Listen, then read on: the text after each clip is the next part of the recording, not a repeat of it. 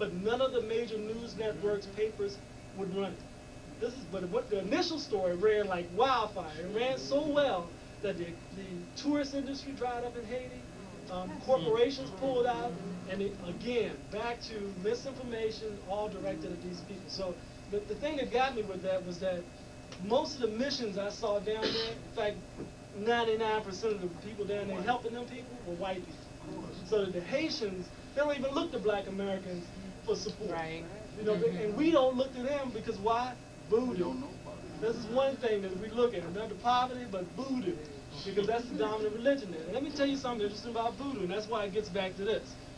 When they kicked all the white folks out of Haiti, primarily the French, they only let white people come back, and white people from countries that didn't support slavery. So Poland, Russian, those were the people that the Haitian people said, okay, we'll let them come back in, and and we'll work with them. And see, these people did not, because they didn't support slavery, they had no need to promote the belief that Jesus was white. So they brought the oldest images they had, the most sacred images from Russia and Poland, throughout Haiti. And when I got there, and all the people I had been there, I was the first person in my position, and the first black person, to be invited by this group of surgeons to go into Haiti with this medical mission. And I kept asking all the people who was on the bus with me, what is the Black Madonna doing here? What are you talking about, Black Madonna? I said, what is the black images of Jesus? No one knew. 10 years they've been going there. They didn't know any of this. And when I met with the director of one of the hospitals I was working with, he broke it down for me. And it was like, man, it was like one of those moments. You hear people say, it's like, whoa, and the light clicked on. So that was very fascinating about Haiti. And the thing about voodoo, I just want, before I move on, is that there was a great effort to pit us against each other. So if a black person spoke a little different dialect, if they were a little lighter skinned, if they were older, they were younger. In fact, I talked in my book about why do blacks believe in a white conspiracy. And I go through and I show from the earliest times, from when European nations got together and divided up Africa, for conquering and destroying our people, to the times that the guy Lynch made the famous speech on the banks of the James River on how you pit black people against each other, and if you do it for one generation, they'll continue to do it for millennia. All that, I show how there was an effort to pit us against each other and hate each other. Like the black on black crime and this type of thing is still happening with us now. But voodoo is very interesting because voodoo is not devil worship. I always, I saw TV, I grew up in Hollywood, all I thought about was the dolls being stuck and the spells. That's not voodoo. That's the fringes of voodoo. It's like in the same way that Christians aren't supposed to go to seances and Miss Cleo and people speak and go do it. It's not considered what good, Christians supposed to do. And that has an aspect, the same thing in voodoo. But voodoo basically is a mixture of Catholicism and West African religions. And so what's the interesting thing is that if you really, and the other group that's been vilified, I think in a way, is Rastafarians. This is, in fact, I've had a little trying to find a way to explain to a minister friend of mine, because he has a story about this Rastafarian he met, and then he gave him a Bible, and all he wanted to use it for was to take pages out and roll joints.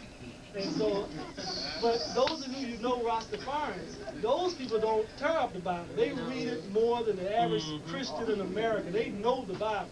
And I ain't saying go smoke marijuana and none of that, because everybody ain't got the, on the right track, I would think. I mean, there's some things you can pick and choose, but don't underestimate people just because our popular culture tells us not to trust other black people.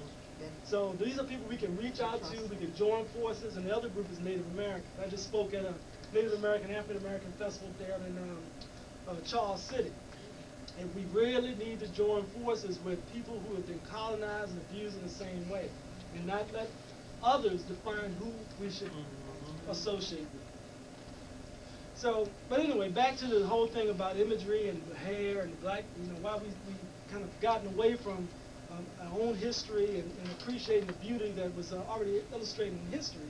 One of the things I do talk about a lot, particularly as I'm dealing with concepts of white supremacy, is the fact that when people talk about the color of Jesus makes no difference, I tie it into the books of the Bible that are taken out.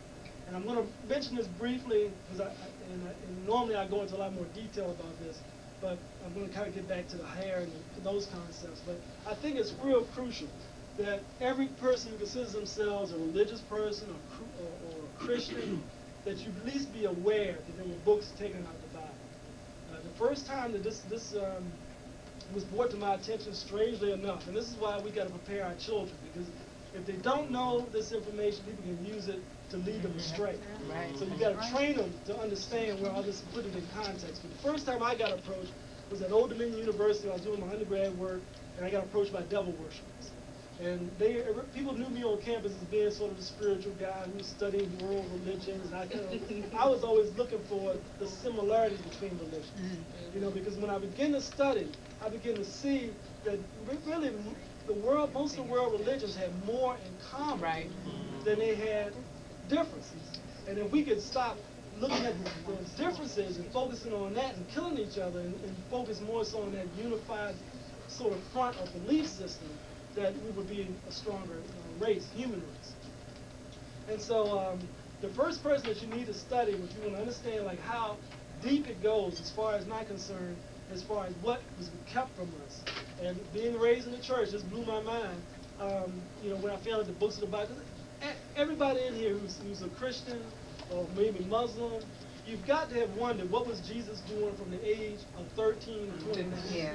You know, but every time when I was growing up, when I was bringing this up, people would tell me, oh boy, that ain't important, you know, them books don't exist. Then when I found the books exist, they said, well, you don't need to know about the books. Everything you need to know is in the King James Version. Yeah, right. And that was challenged because it's a version. It's a King James Version. It's not the original. So I used to try to draw attention to that. In fact, that's when my next book, Sister Messiah, is coming out, hopefully at the end of this year. That's what it's focused on, is that God wants us to know about those books before he comes back. And so, but it's a guy named Constantine the Great, Emperor Constantine, the Byzantine Empire. This is where you start if you want to know about what happened in early Christianity when you saw somebody. This is a bizarre story, y'all. I tell y'all this because I'm trying to entice you to go look, especially young people. What happened was, Constantine was a person who hated Christians and Jews. Hated them, persecuted them, you know, Colosseum, throw them to the lions, you know, do all kind of bizarre stuff.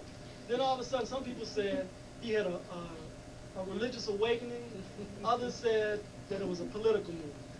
I ain't gonna lie, I think it was a political movement. But he said he had a dream. You know, not like Dr. King, but he was sort of like that. You know, back in the day, he said, I had a dream, and in this dream, I was told by this sign, I will conquer.